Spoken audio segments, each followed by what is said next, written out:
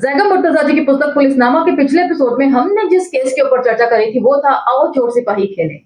इस केस के तहत हमने जाना कि एक मामूली से चोर को पकड़ने के लिए भी पुलिस को जद्दोजहद करनी पड़ती है। बावजूद इसके वे पुलिस को बार बार चकमा देकर भाग निकलता है और पुलिस इस चोर को पकड़ने में नाकामयाब रहती है।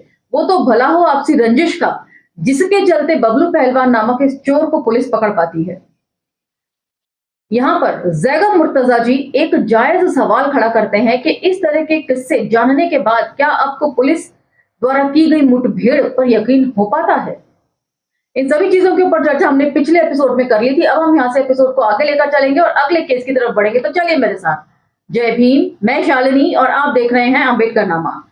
आज हम जिस केस के ऊपर चर्चा करेंगे उसका शीर्षक है दरोगा जी का तोता।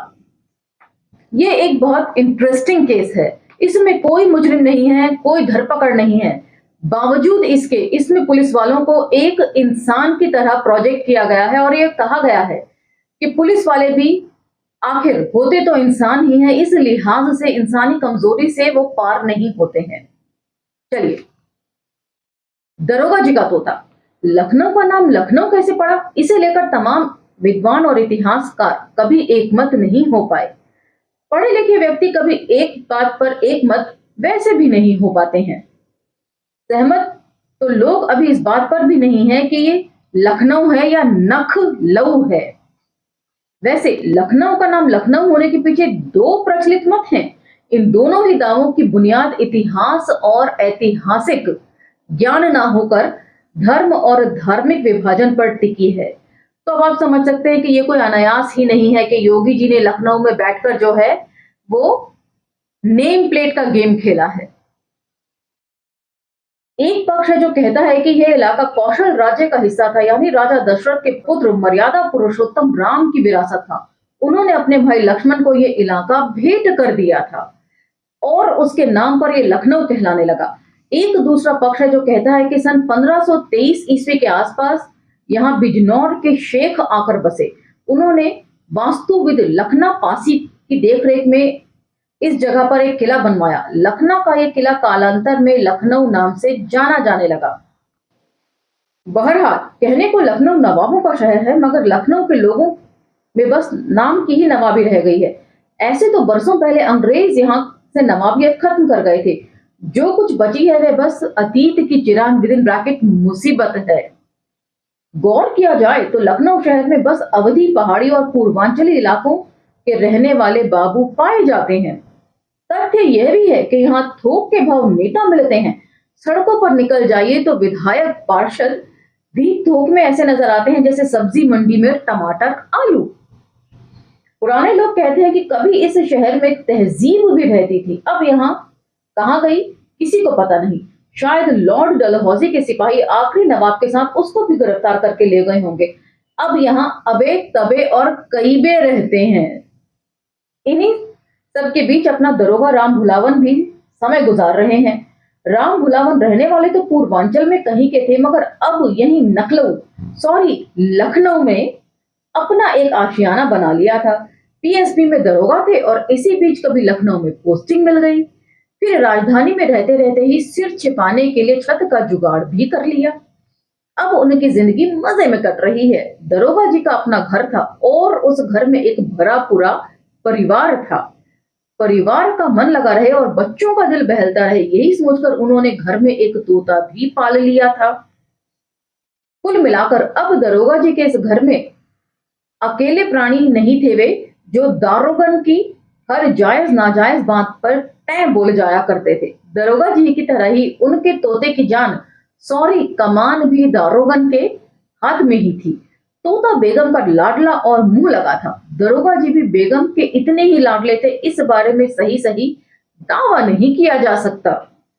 अब होता यूं था कि दरोगा जी तो अक्सर ड्यूटी पर ही रहते थे, बच्चे स्कूल चले जाते थे, घर में अकेली दारोगन रह जाती थी और उनका तोता दोपहर तक दारोगन का और फिर जब बच्चे स्कूल से लौट आते तो उनका खिलौना हो जाता।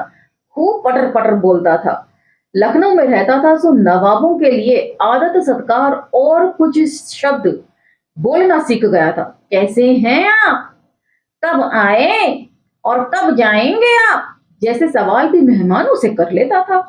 मेहमान बुरा मान जाए तो मीठी मीठी बातें बनाकर मना भी लेता था। गरज ये कि तोता घर में वह काम करता था जो दरोगा जी दफ्तर में करते थे, अकड़ से लेकर जी हुजूरी तक। लेकिन समय हमेशा एक सा नहीं रहता। एक दिन दारोगा जी के घर की खुश में किसी की नजर लग गई। मंगलवार का दिन था। दारोगन पूजा करके मंदिर से आई और फिर किसी काम से बाजार की तरफ चली गई। लौटकर घर आई तो पाया कि जान से प्यारा तोता घर में कहीं है ही नहीं।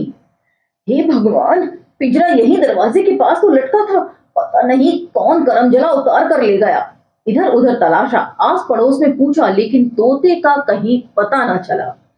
तोते के गम में उस रोज शाम का खाना भी न बना। तोते का ऐसा शोक मना मानो कोई सगा जन इस दुनिया से विदा हो गया हो। दरोगा जी ने बीवी को समझाया कि सब्र करो, कहीं से दूसरा तोता ले आएंगे, मगर दारोगन की जान तो उसी तोते में अटकी थी। घर से निकलती तो निगाहें तोते को ही ढूंढती रहती। किसी के घर या दुकान पर कोई तोता नजर आ जाता तो उसमें अपना मिट्ठू तलाशती। कहीं से तोते की आवाज आती तो भागकर देखने जाती कि कहीं अपना मिट्ठू तोड़कर नहीं आ गया।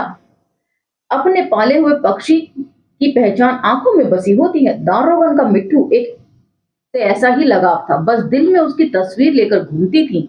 मिट्ठू न दिल से निकलता था और न ही कहीं मिलता था। दिन ऐसे ही गुजरते चले गए। एक दिन दारोगन घर के पीछे वाली गली से गुजर रही थी कि तोते की बोलने की आवाज सुनी। दारोगन ने एकदम पहचान लिया, यह तो अपना ही मिट्ठू की आवाज है। आवाज का पीछा करते करते दारोगन दबे पांव एक घर में दाखिल हो गई। अब जो गेट में दाखिल हुई तो क्या देखती हैं कि मिट्ठू का पिंजरा टंगा है। पिंजरा भी वही था जो घर से चोरी हुआ था। अब तो शक की कोई गुंजाइश ही न थी। दारोगन से सब्र नहीं हुआ। जिस घर में मिट्ठू था वहां मौजूद लोगों को ललकार दिया। उधर वाले भी कुछ कम ना थे।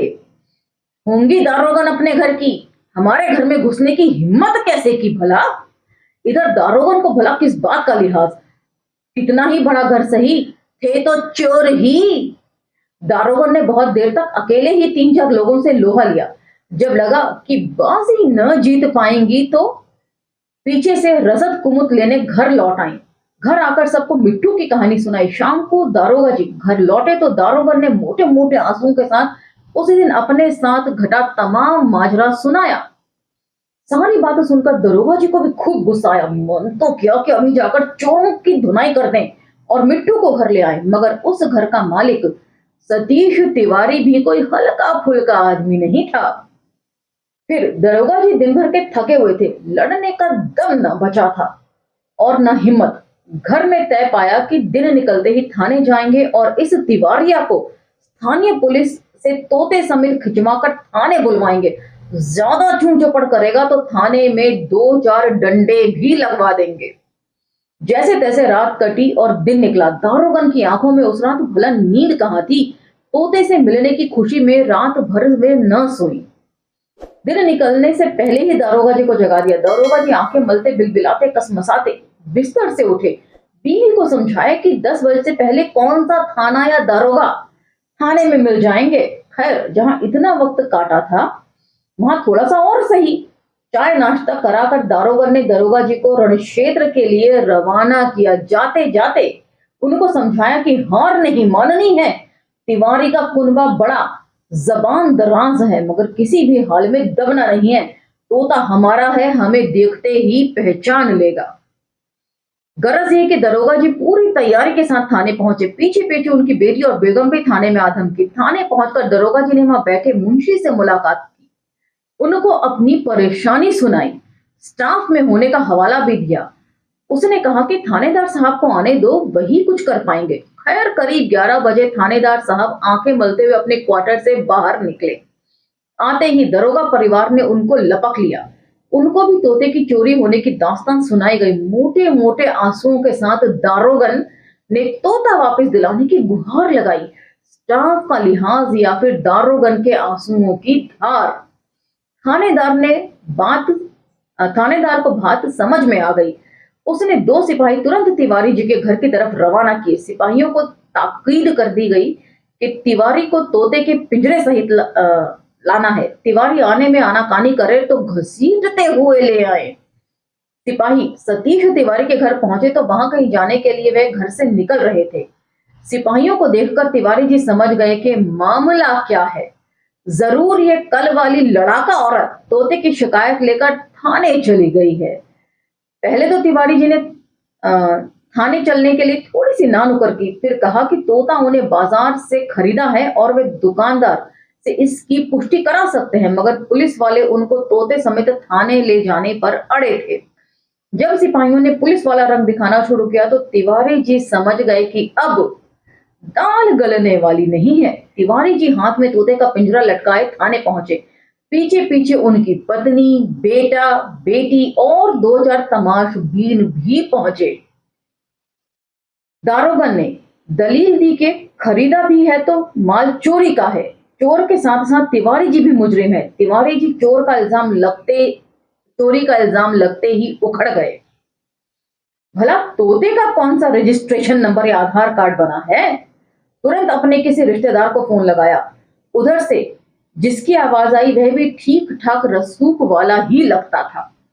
जब थानेदार साहब ने उस शख्स से फोन पर बात कराई गई तो वे धर्म संकट में पड़ गए। एक तरफ स्टाफ था तो दूसरी तरफ तगड़ी सिफारिश थी।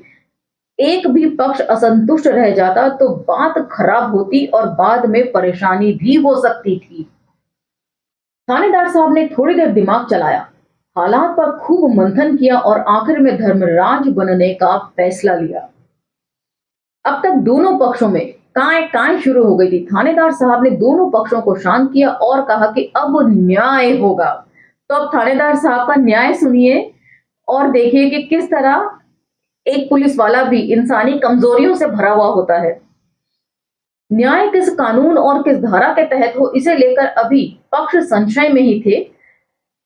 थानेदार साहब ने कहा कि फैसला आईपीएस की धारा से नहीं बल्कि नैसर्गिक न्याय के नियम से होगा। अब सभी हैरत में थे। थानेदार साहब ने कहा कि थाने के बीचों बीच एक बड़ी सी टेबल लगा दी जाए। सिपाही दफ्तर की पुरानी बड़ी सी मेज उठा लाए। मेज पर बीचों बीच तोते का पिंजरा रख दिया गया। दोनों पक्षों से मेज के एक एक सिरे पर खड़े होने को कहा गया। पिंजरे के ठीक सामने थानेदार साहब की कुर्सी सजा दी गई। जैसे जैसे थानेदार साहब बोलते गए वैसे वैसे लोग करते गए।